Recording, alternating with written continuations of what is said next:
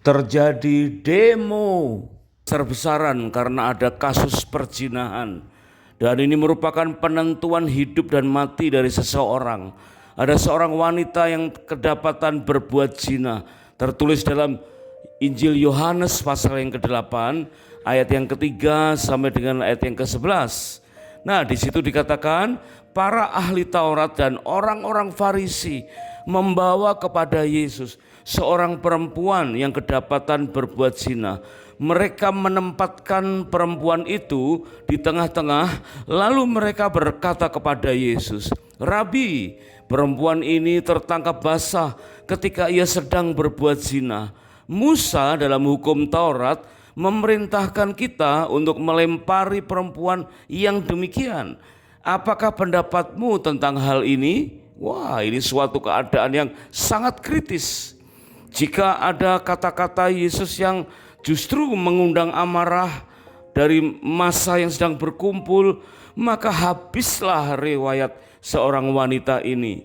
Ya, memang kelihatannya kita faktanya lihat wanita ini adalah seorang pendosa, ya. Tetapi bagaimana harga sebuah nyawa di mata Tuhan? Bagaimana harga seorang pribadi di mata Tuhan? Meskipun sedang berbuat dosa dan terancam akan hukuman mati, dilempar batu, hukum rajam, dan semua orang di sekitarnya sudah siap-siap membawa batu untuk melemparinya sampai mati. Apa yang dilakukan Tuhan Yesus? Nah, sebelum kita bahas peristiwa itu, mari kita ingat kembali mandat Tuhan tentang sebuah pernikahan. Sejak awal menikah, di dalam Ulangan pasal yang ke-24 ayat yang ke-5, Tuhan mengamanatkan agar selama 1 tahun lamanya seseorang yang baru saja menikah jangan ia maju berperang bersama tentara atau dibebankan suatu pekerjaan. Wah, ini suatu privilege, ini suatu keistimewaan, ya. Selama 1 tahun lamanya sepasang mempelai dibebas tugaskan. Tujuannya untuk menyenangkan atau menyukakan hati pasangannya. Dan tentu selama 1 tahun itu bukan untuk hura-hura menyenangkan hati istrinya, ya, tetapi istri juga menyenangkan hati suaminya, dan masing-masing suami dan istri belajar untuk sanggup bertahan dalam keadaan hati yang tetap bersukacita seumur hidup mereka. Karena selama 1 tahun yang kita anggap sebagai honeymoon atau bulan madu, yang saat ini tentu tidak sampai 1 tahun, ya, tidak sampai 1 bulan, mungkin cukup 1 minggu atau 10 hari, ya.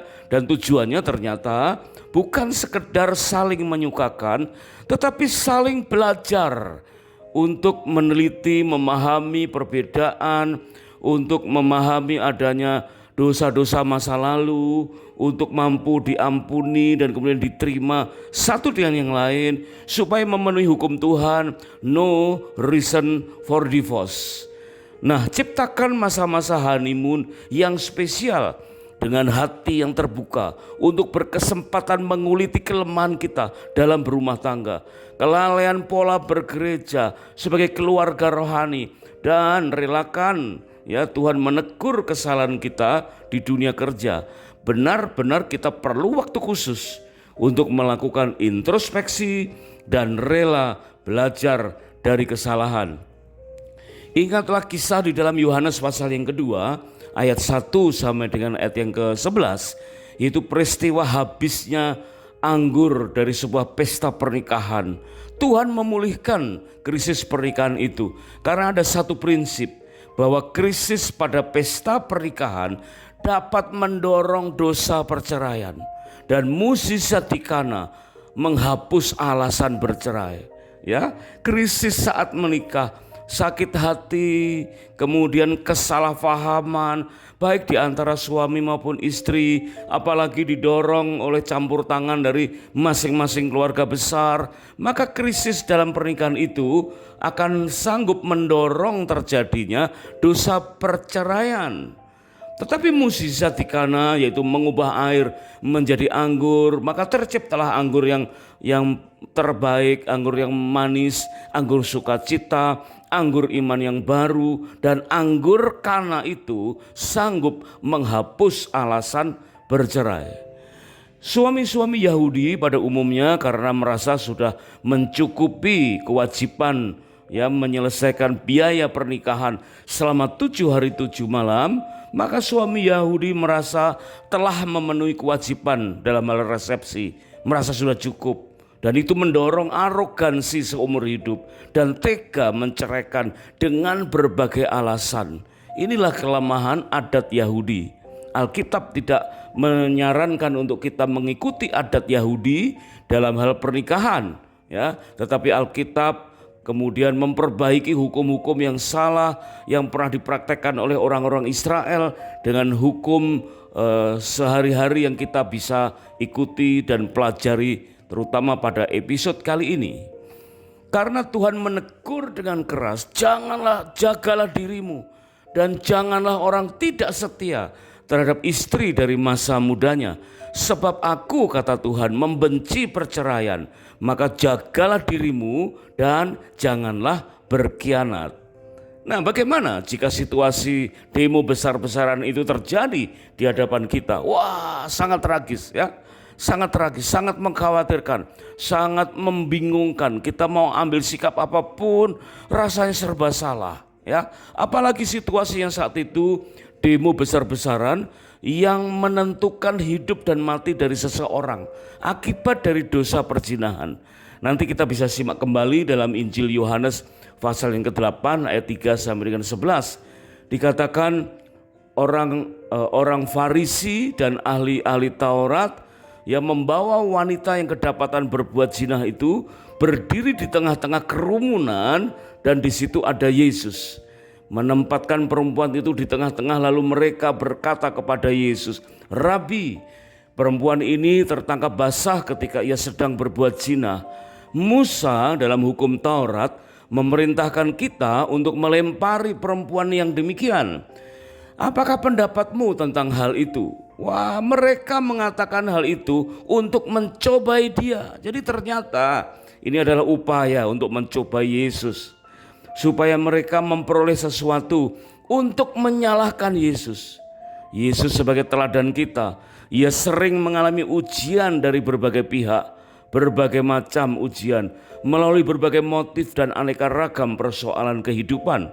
Lagi-lagi kali ini Yesus dicobai. Tentulah hal ini sebagai upaya agar mereka memperoleh sesuatu untuk menyalahkannya. Mengapa mereka sangat-sangat ingin menyalahkan Yesus? Karena hanya Yesus pada saat itu yang hafal seluruh kitab Taurat. Perkataan-perkataannya menyitir dengan tepat seluruh ayat-ayat ketetapan dalam kitab Taurat. Bahkan Yesus pernah mengatakan bahwa sebelum Abraham ada, aku sudah ada. Ya, artinya hukum-hukum itu bahkan bukan melalui Musa ataupun Abraham, tetapi berasal dari dirinya. Kesatuan Allah Tritunggal di dalam kapasitasnya memberikan hukum. Yesus dalam kemahatauannya, dia mengerti dan memahami semua hukum itu. Nah, waktu Yesus ditantang, apa sikap Anda menghadapi persoalan wanita yang berbuat zina ini? Ayat itu sungguh luar biasa Yesus membungkuk, lalu menulis dengan jarinya di atas tanah. Lalu ia membungkuk pula dan menulis tanah untuk yang kedua kalinya. Nah, tentu kita langsung berspekulasi kira-kira di tengah-tengah kerumunan masa itu kok sempat-sempatnya Yesus menuliskan jarinya di tanah. Kira-kira apa yang Yesus tulis? Banyak spekulasi tentang kira-kira apa yang Yesus tuliskan. Entahkah Yesus menulis tentang 10 hukum Taurat yang menegur orang-orang di sekitarnya, atau justru daftar dosa lain yang sedang diperbuat oleh orang-orang di zaman itu. Dan banyak orang-orang yang sedang mengelilinginya yang merasa tertegur atas tulisan itu. Boleh jadi demikian. Atau mungkin Yesus menuliskan kedua-duanya. 10 hukum Taurat, daftar dosa yang sedang terjadi. Sebab Yesus membungkuk dan menulis itu dengan jari di tanah dilakukan 2 kali.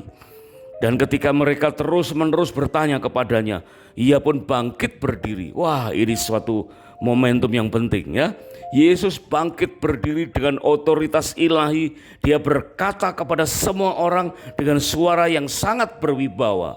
Dia berkata, barang siapa di antara kamu tidak berdosa, hendaklah ia yang pertama melemparkan batu kepada perempuan itu. Wah, ini suatu kata-kata yang penuh dengan otoritas sorgawi.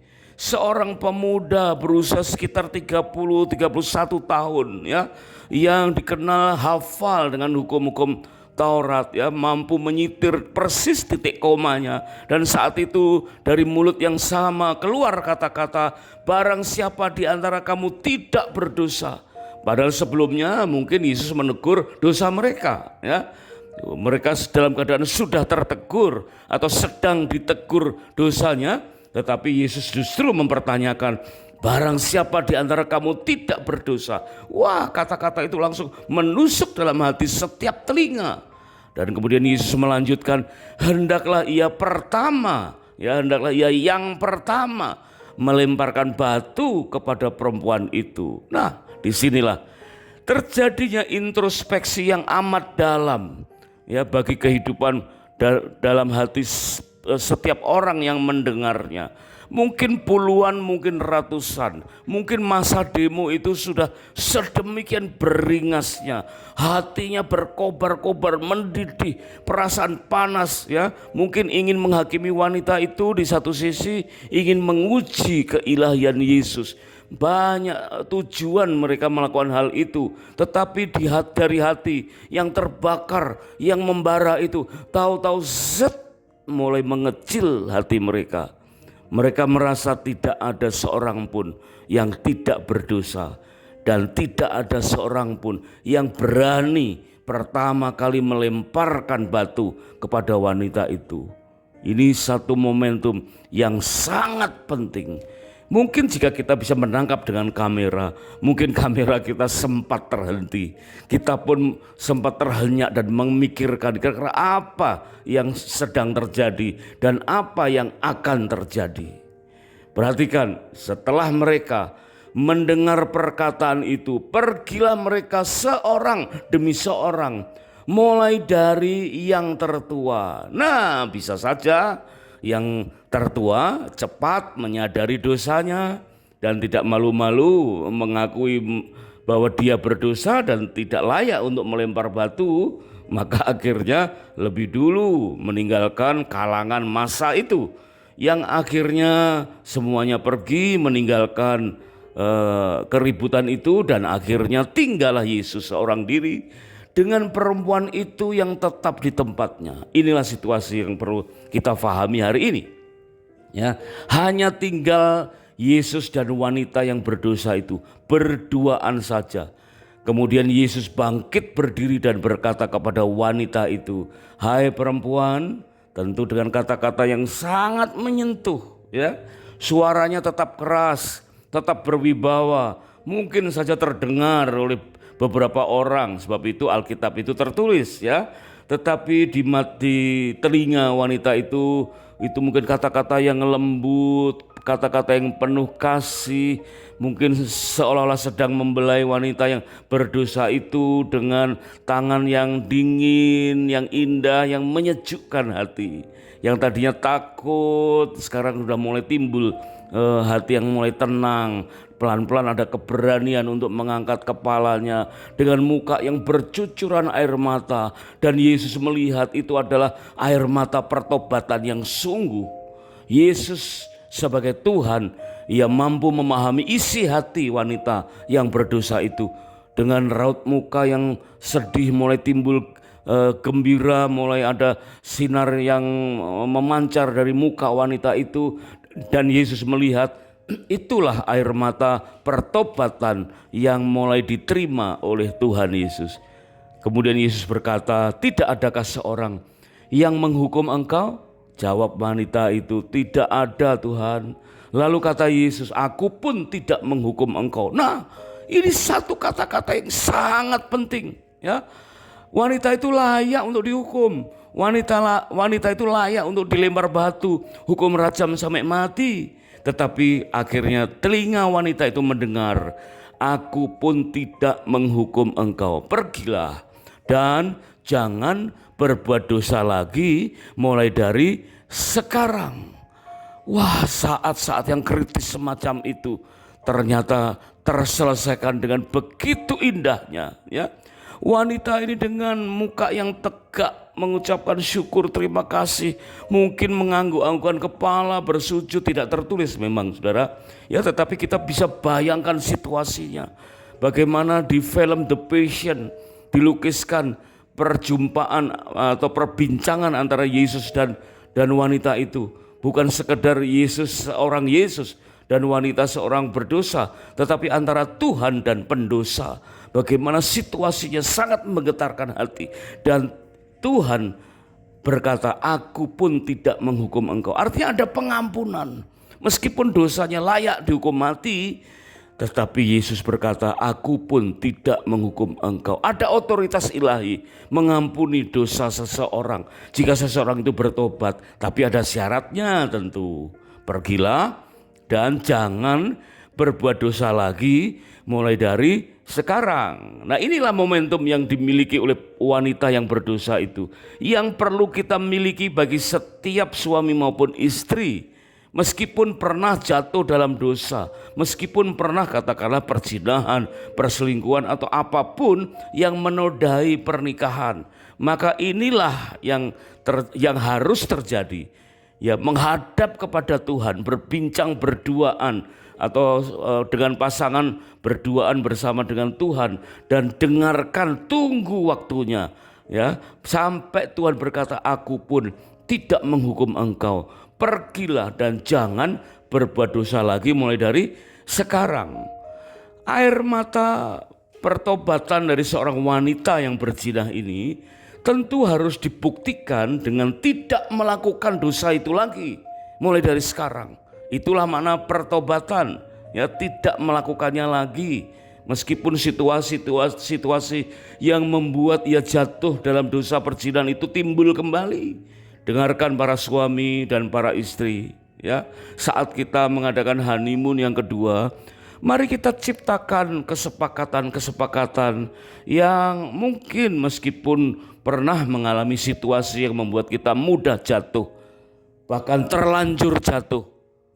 Tetapi hari ini dengarkan, Tuhan berkata, aku tidak menghukum engkau. Pergilah dan buktikan, ya, buktikan tindakan pertobatan yang sesungguhnya, yaitu jangan berbuat dosa lagi mulai dari sekarang. Wah, bukan hanya peristiwa itu meredam adanya demo besar-besaran, bukan hanya itu, ya, tetapi memulihkan seorang wanita yang sedang berdosa. Dan peristiwa itu ternyata mampu memulihkan pernikahan demi pernikahan sampai akhir zaman. Melalui peristiwa itu kita bisa memiliki dua hal yang perlu kita lakukan ketika salah satu berbuat dosa, ya. Maka banyak orang pada bingung nih, ya. Oh, kayaknya sih boleh bercerai jika ada perzinahan. Oh, enggak bisa saudara, ya. Perzinahan itu suatu dosa, ya, dan perceraian itu pun suatu dosa. Apakah kita menyelesaikan sebuah dosa dengan perbuatan dosa-dosa berikutnya? Tentu tidak. Ya, tentu tidak. Yesus memberikan pengampunan dan berkata, aku pun tidak menghukum engkau. Pergilah dan jangan berbuat dosa lagi mulai dari sekarang. Artinya dari dosa yang sedang dialami harus di stop dan jangan berbuat dosa lagi mulai dari sekarang. Dan jangan cari alternatif atau jalan keluar dengan menempuh pilihan-pilihan yang mengandung dosa, yaitu bercerai. Apalagi setelah bercerai menikah lagi. Wah, itu suatu pilihan yang sebetulnya mendekati, ya, atau menjerumuskan kembali pada dosa-dosa berikutnya. Nah, hari ini kita bisa pelajari dua hal demikian. Meskipun ada perzinahan, ya, meskipun ada perselingkuhan, dosa apapun dalam pernikahan, maka lakukan dua demonstrasi yang besar, ya. Justru kita harus lakukan demo besar-besaran itu di dalam dua hal ini. yaitu demo tentang pengampunan. Dan demo yang kedua adalah demo tentang pertobatan. Bapak, Ibu, suami, istri yang dikasihi Tuhan, hendaklah kita punya cukup waktu, mungkin perlu berulang-ulang mengadakan honeymoon yang kedua, bulan madu yang kedua, berduaan saja. Ya, kita mulai banyak bincang-bincang dan kemudian terampil merancang demo besar-besaran dua macam. Yaitu yang pertama demo tentang pengampunan. Tuhan mengajarkan ya, mengampuni 70 kali 7 kali. Artinya enggak ada syarat apapun harus mengampuni. Karena itu bagian dari doa Bapa kami. Ya, ampunilah dosa kami sebagaimana kami mengampuni orang atau pasanganku yang bersalah kepada kami. Wah, ini satu pengampunan yang harus didemonstrasikan ya. Mungkin mengawali sebelum pengampunan itu dilakukan ya, dalam hati kita harus sudah siap untuk mengampuni.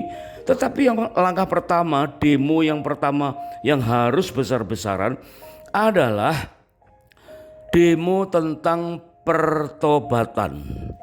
Wanita itu mendemonstrasikan pertobatan yang sungguh di tengah-tengah demonstrasi oleh massa yang sangat banyak.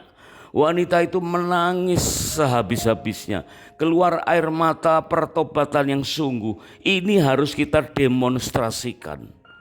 Mungkin ibu-ibu seringkali ya gemar dengan demo panci model baru ya, atau kompor yang pakai listrik ya, yang pakai induksi, nggak perlu pakai api ya. Kita suka melihat demo dari perabot-perabot dari dapur kita yang modern ya. Kemudian setelah itu tertarik untuk beli, ternyata ada keringanan cara bayar mungkin ya, dengan cara diskon, mungkin ada cicilan segala macam, sehingga setiap demo atau demonstrasi dari alat-alat dapur itu sangat digemari oleh para wanita. Nah, hari ini mari suami dan istri ya, mari lakukan demo besar-besaran yang pertama, yaitu demo pertobatan. Tunjukkan, demonstrasikan ya, kiat-kiat bagaimana mungkin kita sulit untuk melakukan pertobatan. Tetapi ingatlah ya, bahwa upah dosa adalah maut, dan maut itu bagi wanita yang berzina itu berupa lemparan batu-batu yang sudah dipersiapkan oleh puluhan, mungkin ratusan bahkan ribuan massa. Mereka sedang berdemo dan berteriak-teriak ya, seperti sedang menjarah rumah anggota-anggota DPR atau artis-artis yang menyakiti hati mereka hari-hari ini ya. Tetapi itulah yang terjadi. Mungkin sedang menjarah hati wanita itu dari kedamaiannya. Apa yang wanita itu memiliki dirampas, dirusak, dicungkil. Gak ada lagi mobil mewah dalam pikiran wanita itu. Tidak ada lagi barang-barang berharga dalam pikiran wanita itu, kecuali tangisan pertobatan. Nah, suami dan istri, mari kita demonstrasikan hal yang pertama ya. Demo pertobatan yang sungguh dan berkomitmen tidak berbuat dosa itu lagi mulai dari sekarang. Nah, baru yang kedua kita mulai mendemonstrasikan pengampunan 70 kali 7 ya, bagi pasangan yang tidak digugat kesalahannya atau merasa tidak bersalah karena yang berzina adalah salah satunya, maka yang satunya harus rela mengampuni. Demonstrasikan pengampunan itu. Cepat bangkit dan peluk pasanganmu. Katakan, aku mengampunimu. Udah ya, dosamu sudah aku maafkan, dan biarlah aku dan kamu menjadi satu kembali. Karena di dalam Matius 19 ayat yang ke-6 firman Tuhan berkata, demikianlah mereka bukan lagi dua melainkan satu. Karena itu apa yang telah dipersatukan Allah tidak boleh diceraikan oleh manusia. Kembali menjadi satu, hati mulai menyatu. Ada pertobatan dan ada pengampunan antara suami dan istri. Mungkin salah satu benar-benar harus mengawalinya dengan pertobatan, kemudian yang lainnya pasangannya mengampuni. Mungkin pasangan yang tadinya kurang bisa mengampuni, tahu-tahu Tuhan tegur, ada kesalahan yang juga perlu dilakukan pertobatan, sehingga masing-masing berdemonstrasi ya dengan besar-besaran pertobatan dan pengampunan. Jika pertobatan dan pengampunan itu dilakukan dengan hati yang murni, bersama-sama dengan komitmen yang kuat, maka suami istri meskipun tadi berencana untuk bercerai, tidak akan jadi bercerai. Nah, inilah contoh-contoh pengampunan dengan pengertian-pengertian yang sudah dihadapkan di firman Tuhan. Apakah kita dapat mengampuni dosa pasangan kita? Seharusnya inilah menjadi sesuatu yang terampil ya. Dan sebelum itu mungkin kita menuntut, ya aku akan mengampuni jika pasanganku benar-benar bertobat. Nah, apakah kita bisa mendemonstrasikan pertobatan yang sejati dalam hidup kita sampai diketahui oleh pasangan kita? Nah, demonstrasikan ya pertobatan yang sungguh itu, bukan hanya di depan pasangan kita, tapi di depan semua orang, sehingga semua orang bisa melihat bahwa kita sudah mempraktekkan hidup yang baru, hidup seorang yang takut akan Tuhan. Bapak, Ibu, suami, istri yang dikasihi Tuhan, kejadian-kejadian berikutnya mungkin kita bisa ambil contoh-contoh untuk membekali kehidupan pernikahan kita. Ya, terima kasih sudah menyimak. Biarlah kita terampil untuk berdemonstrasi dalam dua hal, yaitu demo besar-besaran pertobatan dan demo besar-besaran pengampunan. Yang pertama harus kita praktekkan dengan pasangan kita dan kita tunjukkan ke semua orang.